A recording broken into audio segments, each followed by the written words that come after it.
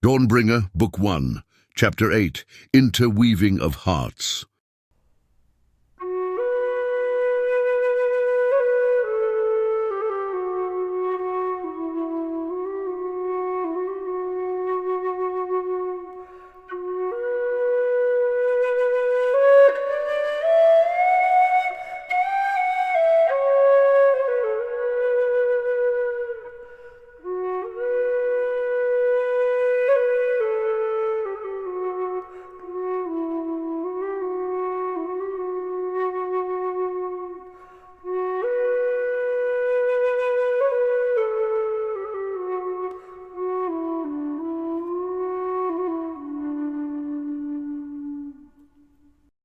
When Eldarien opens his eyes again, the fog of shadows is gone, and the cavern in which he finds himself is clear, with a high sloping roof visible 20 or 25 feet overhead, and light streaming in from the passage to his left, the passage that he had taken down from the ravine into the lair of the Eoten.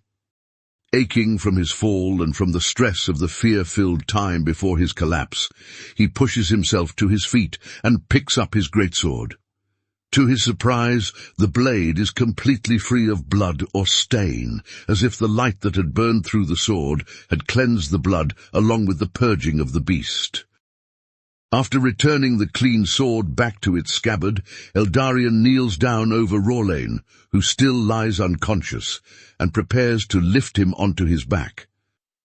But as he begins to do so, Rorlain groans and opens his eyes. After looking around for a few moments with confusion blurring his gaze, the shadow passes, and his eyes focus upon Eldarien's face. I'm... He sighs.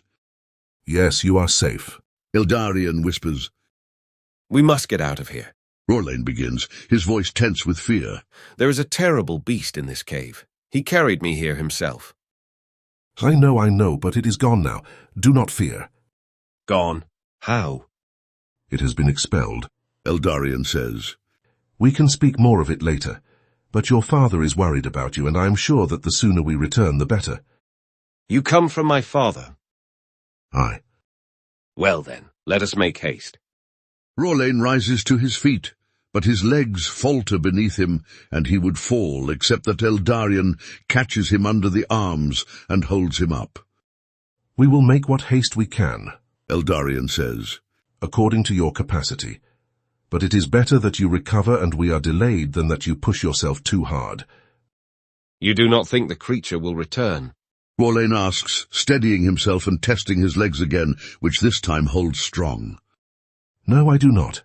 Many there are of its kind, but that one has been cast far away, if not dispelled entirely from existence. Still, I would feel better if we were at least out of this dungeon before trying to take further rest. Eldarien laughs softly at this and says in reply, Yes, I would as well. With these few words, the two men make their way out of the ravine and back into the light of day, which has now proceeded near to evening, as the sun shines over the mountains in the west and casts long shadows across the flatlands around them. Come, let us sit a while, Eldarien says, and gestures to a large flat stone not far from the entrance to the ravine. I can walk now, Rorlain replies. Should we not hurry back before darkness falls? But you were wounded, were you not? Asks Eldarien. Does the wound need dressing? Ah, I had hardly noticed. Rorlain sighs, looking down at his torn shirt stained with blood. It is really nothing. As surprising as it is to me now, I have come away unharmed.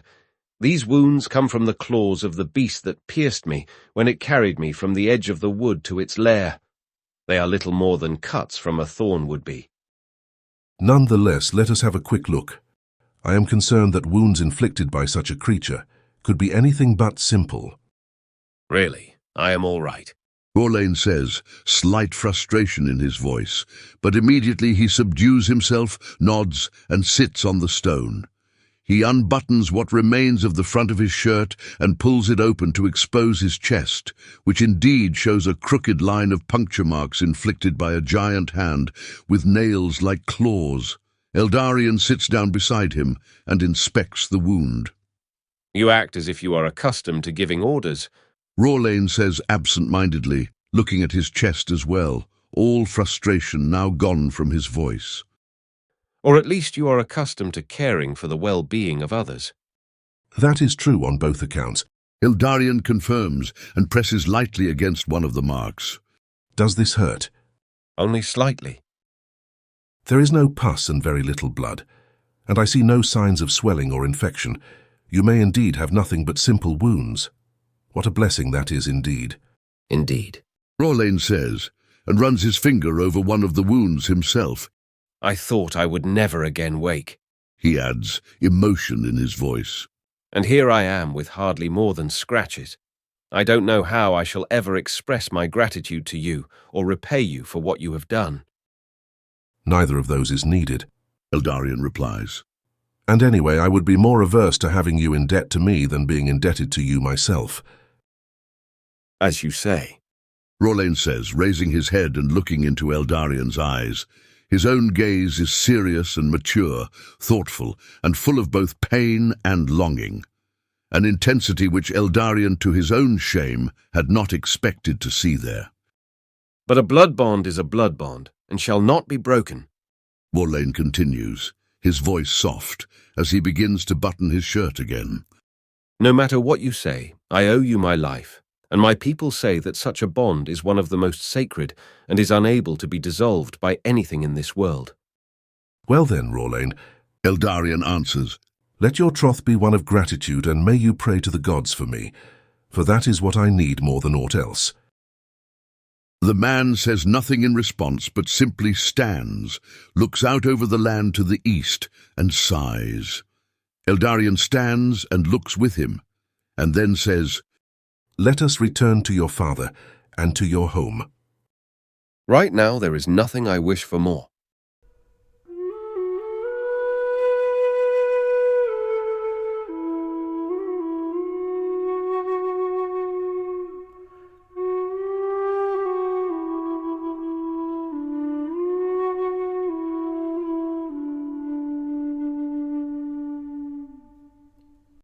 They step into the clearing around the homestead well after dark, with the stars burning vivid overhead and the nocturnal sounds of the forest singing in their ears. Rorlane knocks on the door of the house. Eldarien supposes because he doesn't want to walk straight in and surprise his father, and they both wait. When the door opens, Eldarien takes a step back and allows the emotional reunion between father and son to take place. He lowers his eyes and waits, and is startled when he feels a firm hand on his shoulder. Raising his gaze, he sees Rodrik looking upon him with tears in his eyes. You have done what I did not think possible. I had little hope that my son would return home safely, and yet here he is, and it is all thanks to you. Eldarien nods and thinks to himself, one life saved for the many that I have unjustly taken. Come in, come in. Rodrik urges with a wave of his hand. In the house they speak little, as Rodrik senses the exhaustion of the two men, though he sets before them a little food and drink. After they have eaten, they retire for the night, lulled to sleep by the sound of a light rain that blows in shortly after they lay down, making soft music against the roof and the window panes. In the morning, Eldarien again wakes early, despite the events of the previous day. The others are still sleeping when he rises from the sleeping pallet made for him on the floor. The air is cold in the house, since the hearth has died down to ash, with only a few glowing embers remaining. The rain has ceased, and now a deep stillness envelops the house, punctuated only by the breathing of the two sleeping men. Pulling on his boots and his cloak, Eldarien softly opens the door and steps outside. It is still dark before even the first streaks of dawn in the sky, but the moon is a large crescent descending towards the horizon and illuminating the night, such that the silhouettes of trees are clearly visible, black shapes etched against the dim light of the sky, many fingered hands, as it were, reaching up in and among the stars. Eldarien takes a few steps out into the clearing and looks into the dark waters of the spring, in which the twinkling of the stars is reflected. It is like my own heart, He thinks, deep feelings stirring unbidden within him. a murky surface whose depths cannot be seen. Then the voice of goodness he had heard while in the Eoten's cavern returns to him, and he feels again the surge of peace that he had felt during that moment. But as he thinks of the words spoken to him, fear also stirs within him. What does it mean? Lightborn. A scourge of dark and servant of light. I suppose I was just in the right place at the right time, and the goddess made good on my presence. He turns his gaze upwards and drinks in the expanse of the night sky with his eyes and his heart, the serenity of the celestial firmament contrasting with the turmoil in his own heart. He allows his eyes to scan the sky, passing from star to star, constellation to constellation, until his eyes rest on the sign of Hiliana.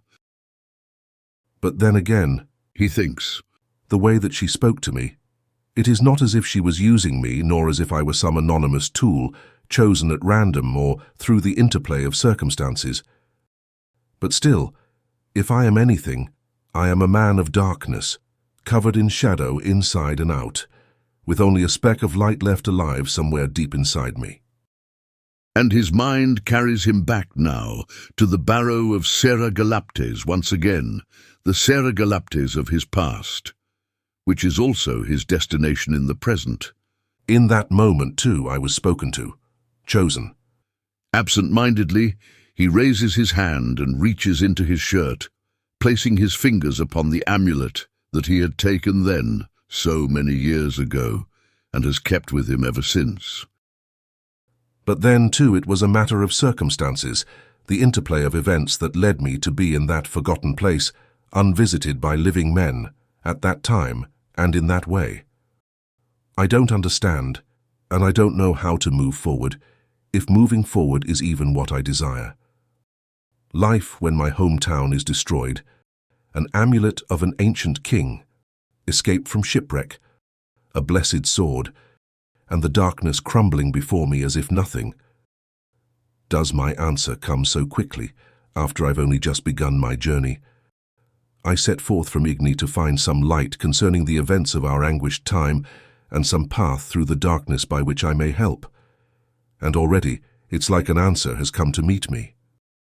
But no, it is not an answer, but only more questions. When the first rays of dawn begin to filter through the trees in the east, causing them to glow like black sentinels bathed in a dim light, Eldarien turns back and enters the house. Roderick is awake and stoking the now blazing fire in the hearth, while Rorlane still sleeps. The former looks up as Eldarien enters and smiles. "You don't sleep much, do you?" He asks. I suppose not. A long-term problem? An acquired habit. Roderick leaves it at that, as if now that this stranger has saved his son's life, no further questions remain concerning his past or his purpose.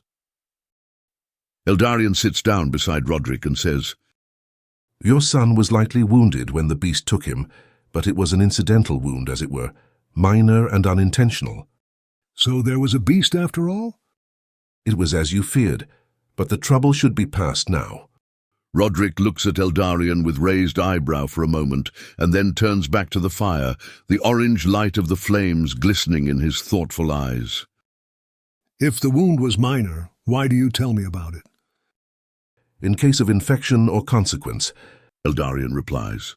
I have never encountered a creature the likes of which I saw yesterday, and I know not what result comes of its claws piercing human flesh. Should I be worried? Cautious, perhaps, but not worried. We inspected it yesterday. A series of puncture marks on his chest, and there was nothing unsettling. They indeed looked simple and clean. I see. Roderick breathes, as if pondering Eldarien's words, and then looking up again asks, Do you think this will change the behavior of the creatures of the forest? I really do not know. It may be related or it may not. Only time will tell, I suppose. If you had to give an opinion, What would you say that you expect? Eldarien thinks about the question for a moment and then answers, I do not expect anything to change, or very little. But there is much I don't know, so I wouldn't take any prediction of mine with undue gravity. Thank you for your thoughts anyway. Of course. Eldarien says, and then asks a question of his own. Do you know anything of the creatures that people have taken to calling Druidach? I thought you would know far more than I do, replies Rodrik. I'd still like to hear your part, if you have anything that you think fit to say. I really don't, since there are no villages nearby, and I haven't travelled in years. Rorlane goes to either Igni or Erasia when we need anything from town, but even that is rarely. I understand, Eldarien says. Do you think that these creatures, be they truth or fable, are connected with the strange behaviour of the wildlife and with the beast that took Rorlane? I have my suspicions. Maybe indeed what people have come to calling Druidach is really nothing else than what I myself encountered. Perhaps they are one and the same. You really think that might be the case? Asks Rodrik. Did the beast you encounter appear in the shape of a man, as though risen from the grave, a walking corpse? Is that what people say the Druidach look like? To this, Rodrik laughs and then says, Well, I suppose perhaps I do know more than you. I think you do. Eldarien agrees with a smile. But yes, continues Rodrik, that is the word which Rorlane picked up on his last visit to Erasia.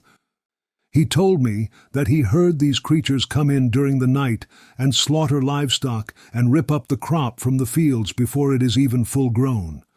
I suppose they eat whatever they can and don't find enough wherever they happen to make their abode. I find it suspicious that they would need to eat at all, Eldarien observes. Rodrik laughs again. Yes, that thought didn't even cross my mind.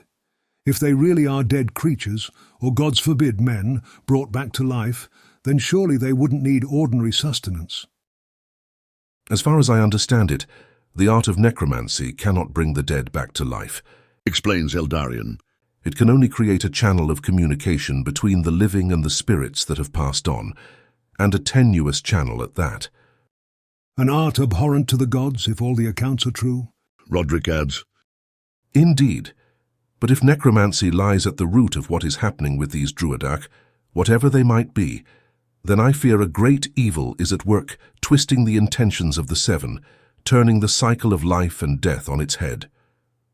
Only ill fruit would such actions bear, muses Rodrik, scratching his chin.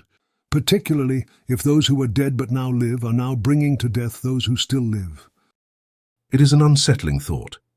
Eldarien sighs, looking into the flames that leap in the hearth and musing on the interplay of life and death, of danger and security that marks the world in its present state. Fire, a source of warmth, a symbol of the security of the home, can also become a destructive force if turned away from its proper balance. So too water, source of life and growth and health, can kill. He knows both of these things firsthand, the razing of his village through fire and the loss of many whom he knew through water. And in both he came face to face with the nearness of his own death. But nonetheless, he still loves both and sees their beauty, fire and water. Are you all right? Rodrik's voice stirs him out of his reverie. Ah, yes, I am, Eldarien replies. I was just thinking. I do hope that we are dealing here with nothing more than natural creatures that have grown beyond their bounds or become hungry for the bounty that human civilization can provide, and only through human fear and imagination have been dreamed up as the living dead. Is that a possibility? It seems to me quite likely at this point, Eldarien says. But that is why I intend to discover more. I would like to stop guessing and come to some kind of certainty that I may act. I would like to go with you. The voice startles both of the men sitting by the fire, for it is the voice of Rorlane. What did you say, son? Rodrik asks. I said that if this man intends to discover more of the terrors of which you speak, I wish to accompany him. Rorlane steps from the darkness into the firelight. Forgive me for eavesdropping, but I woke a while ago and heard your conversation." "There is nothing to forgive," Eldarien says. "Come, sit down." Rolain sits cross-legged on the floor beside his father, and the two men remain in silence for a few moments. Roderick is the first to speak. "Do you really think that is wise, Rolain?" "Why would it not be?" He replies. "This man here, Eldarien, Eldarien saved my life from a creature the likes of which I could never have imagined. Now I know that terrors exist in this world that can cause the blood of man to run cold within him. And yet he stepped right into the abode of fear in the slim chances of saving my life. Now I owe it to him, and indeed to myself. No, to all of our people, to journey with him on his quest. Surely you see that his intention is only to seek the benefit of the people of Telmerion." "You speak true, my son," Roderick replies. "I suppose a part of me, however, wishes to keep you here with me for as long as I remain in this life." "And I do wish that, father," says Rolain. "but this I wish for more. Or rather, I feel compelled to do this, and would not be in the right to say no to the force that is driving me." "Should you not take some time to consider this more thoroughly, to think more of this before making such a radical decision?" Eldarien asks. "My mind is made up, but if you insist that I wait and consider, I will do as you ask." "I am not going to ask you to do anything. Your decision is your own, even though the path shall belong to both of us, were you truly to come with me. It is an interweaving of destinies, as you yourself spoke of yesterday, and now I know just how serious you were." "I am as serious about this as I have ever been about anything," says Rolain. "I am sorrowful to leave my father and hope that I may return to be with him again. But I understand that the path ahead of us is dangerous, even if I know little to nothing of the nature or the depth of such danger." "So you know that it may be unlikely that your wish to return is fulfilled?" Eldarien queries. "Indeed." "And you wish to go nonetheless?" "Just as truly." "Very well," says Eldarien at last, softly, and Roderick nods to this too, understanding the heart of his son very well. Indeed, if he was younger, he probably would have offered to accompany them as well, or to have gone in his son's place. "But one more thing," Eldarien continues. "I will not be departing today, and probably not tomorrow either, as long as your hospitality will have me, and I want you to remain open to changing your mind until the moment we leave." "My mind is sure, but I understand. I will try to avoid rashness, and will take this time to reflect upon my motivations and to steel my will." "Good, because a weak resolve will falter when the path grows dark," Eldarien says gently. "but a decision made in freedom and wisdom will sustain the heart even in difficulty." "But not infallibly. Roderick adds. The strength of man alone is not enough." "That is true. Eldarien agrees. We must look to ourselves as best we can, but more importantly, we must look beyond ourselves. Do both while you are here, and I will feel comfortable having you at my side, even if we must walk into darkness and danger."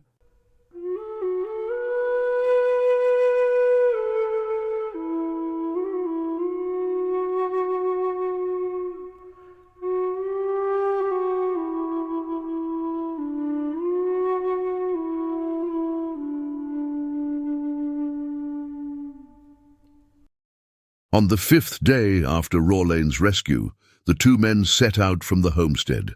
Eldarien is not in a hurry to leave, since he knows the pain it causes Roderick to let his son go, and also the pain that Rolain must feel, even though he hides it well. He feels a great responsibility for the events that his actions have set into motion and fears for Rolain's well-being, but also, in his heart of hearts, he knows the rightness of the latter's choice. He takes solace in knowing that Rolain has survived in the wilderness for many years, a hunter, gatherer, and laborer, and therefore will be able to stand strong both in his strength of will as well as in the many skills he has gained. For both will be necessary in the path ahead of them. Eldarien doesn't know what awaits them. Indeed, he knows so little that he feels as if they walk into an abyss of darkness with no light and no destination. Unconsciously, He finds himself grasping for some security, some stronghold in the swirling waters of time that roil about his feet, and he reaches out with the impulse of his heart toward Niraniel, to whom he had cried in the churning waves of the ocean, harbinger of death, and also to Hiliana, whose voice had come so unexpectedly in the shadows of obscurity, swelling forth from the unearthly creature whom his blade had dispelled. They leave a little before mid-morning, and Roderick sees them off with tears in his eyes, clinging to his lashes but refusing to fall down his cheeks. He says, before they turn to go, "Come back to me, my son, if you can. But I understand that you walk as you must. You have my blessing to go as you see fit. My heart shall go with you always." "And my heart shall remain with you, Tar," whispers Rorlain. "Fear not for us, and doubt not my love." And that is all. They take to the path that Eldarien had been following when he first came upon the house in the clearing, and begin to follow it to the west. The day is warmer than it has been since Eldarien arrived in Igni, and he allows himself to hope for the full casting off of the lingering cloak of winter's cold. Rorlain follows behind him, and he realizes that he must adjust again to not traveling alone. Indeed, he realizes that traveling with one other person is much more tangible to him than traveling with a whole company, since in a company he could still discover a kind of solitude, but here the presence of the other is keenly felt, not as outside of his solitude so much as part of it. It is not that Rorlain speaks much, rather he speaks almost not at all. It is simply his presence, and a presence that has been particularly tied up in life and death, in indebtedness and fidelity to Eldarien's own life, that he feels so viscerally. And after the first period of adjustment, Eldarien welcomes this presence. Indeed, he begins to find in it consolation and strength. May he find some little consolation from my presence as well. Eldarien finds himself wishing as he steps over the trunk of a tree that has fallen across the path. He turns back and watches Rorlain step over it too, clothed in sturdy cloth and leather travelling gear, with his pack about his shoulders, a bow and a quiver full of arrows along with it, and a sharp crescent-bladed axe in his belt. We will follow this path. Eldarien begins, as far as it leads us, and then we'll make our way up through the highlands to the foothills of the mountains. I don't suspect the path will take us very close to our destination, but a path also won't be as necessary once we are out of the trees. I have never been up to the mountains from this direction, so I don't know the area. But once we get close enough, I should have no trouble navigating the landscape, as I lived there and explored quite widely for the entirety of my youth. Rorlain nods, and when he comes to Eldarien, the two begin to walk side by side. He says in response, "So this Serra Galaptes, you said that it is our first destination. Tell me about it." I mentioned that it may hold clues about these creatures that people call the Druidach. The reason I say this is because it is a barrow, an ancient barrow dedicated to the first king, by the same name. But not only is he buried there, rather he is entombed along with many of his successors, and also many of his clansmen, and the clansmen who came after him for generations. I have not explored the vast tunnels of the place, if vast they are, as the legends tell. You see, no one has been in the barrow for centuries, at least according to our knowledge. "Why do you suspect this barrow will be of assistance to us, and not any other?" Rorlain asks. Because I have been in it. "You just said no one has been in it for centuries," exclaims Rorlain with a laugh in his voice. Yes, sorry about that. Eldarien chuckles. I meant no one except for myself. For you see, there are two entrances. The main one is a large cavern in the side of a cliff, a gaping entrance in a wall of stone among the feet of the mountain. The first chamber is open, unbarred, without even a door. I used to explore there as a child, and many others did as well. But there is little to see there. It is mainly just a cave.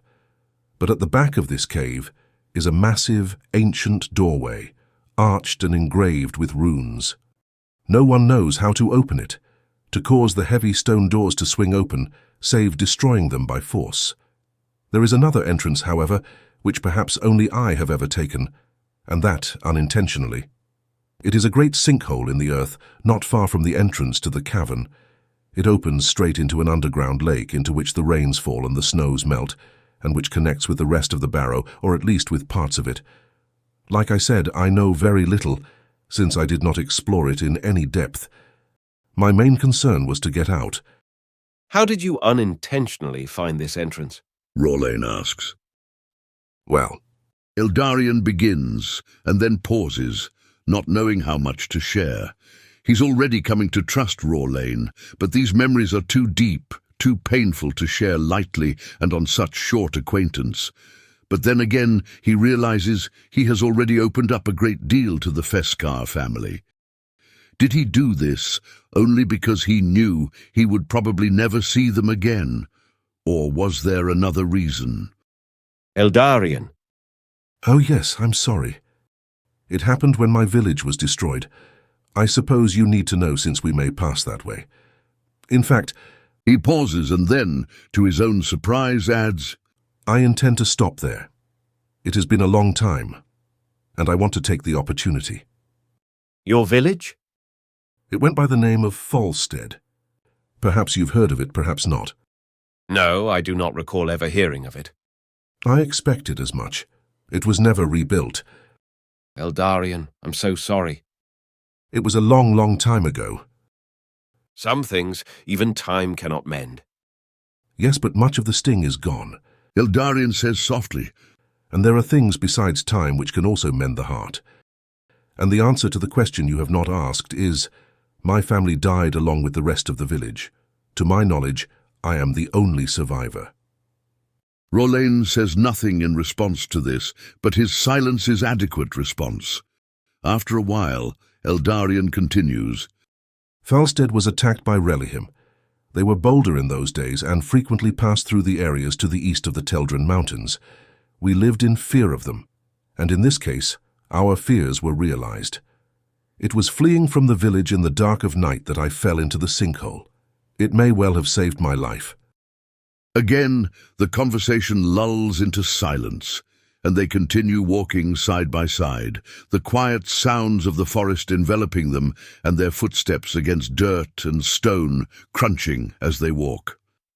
It is only a few minutes until the land begins to rise more rapidly and the trees begin to lessen. In the place of the trees, great stones litter the landscape, at first few in number and then greater. After about half an hour, they crest the steepest rise and find themselves once again facing the highlands, at the place where the steppe meets the forest. They are further south this time, far enough that they see nothing that stirs any remembrance. It must be 5 or 10 miles to the north where the river flows out of the highlands and into the woods, near which the ravine cuts into the earth. The ravine which once housed a creature of immeasurable darkness, and now lies empty. At last, Rorlain speaks again and breaks the silence. I have 2 questions, and you may answer them in whatever way you please. Go ahead. Forgive my silence. There is nothing to forgive. My first question, I still don't understand how the barrow will help us in our journey. Second, how shall we get in? Good questions. Eldarien says with a smile, I suppose my words haven't been very helpful in that regard. As for the second question, I don't really know yet. We will see when we get there. If all else fails, I suppose we can tie a rope and rappel down into the sinkhole. Rorlain smiles at this and casts a friendly glance at Eldarien. As for the first question, Eldarien continues, the barrow is the only lead I have that stirs any connection in my mind with what I have heard of the nature of the Druidach. It is said they are human in appearance, and yet like walking corpses, the living dead. Does this not make you think of a barrow? That is where the dead are. Rorlain says. And if the dead came to life, it would be from there. But there are graveyards all over the land. Yes. But there was something else I encountered in the barrow which draws another connection. What was that? The lights. The lights. Before the dead, who were remarkably well preserved, burned lights that seemed never to go out, but rather to burn continually. The vigil candles of the dead? Rorlain asks. Just like the tales. Eldarien affirms, with a slow nod of his head. It is amazing to hear that it is true. I mean, literally true. I always thought the candles were symbolical, signs of the vigilant waiting of those who had passed, but it seems it is both. Indeed. Eldarien says, and with this the conversation lapses back into silence. After a while, Rorlain falls a few yards behind Eldarien again, and the two men are caught up in their own thoughts, while their steps carry them across the highlands to the mountains that loom large, snow-capped and imposing, but beautiful in the distance.